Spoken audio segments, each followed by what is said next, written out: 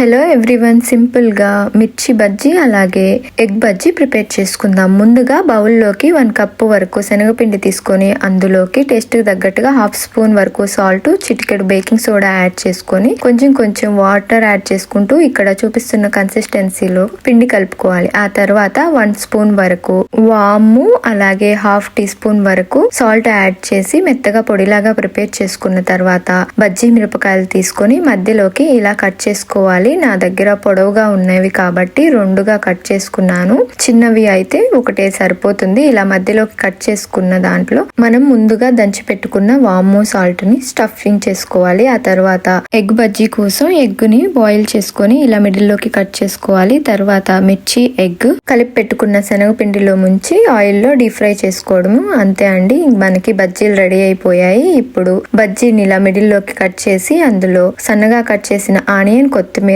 అలాగే వేయించి పెట్టుకున్న వేరుశనగ పప్పులు యాడ్ చేసి పైన కొంచెం నిమ్మరసం, చాట్ మసాలా వేసామంటే సింపుల్ గా ఎంతో టేస్టీ స్టఫ్డ్ ఎగ్ బజ్జీ అలాగే మిర్చి బజ్జీ మనకి రెడీ అయిపోయింది. మీరు కూడా ట్రై చేయండి. Thanks for watching.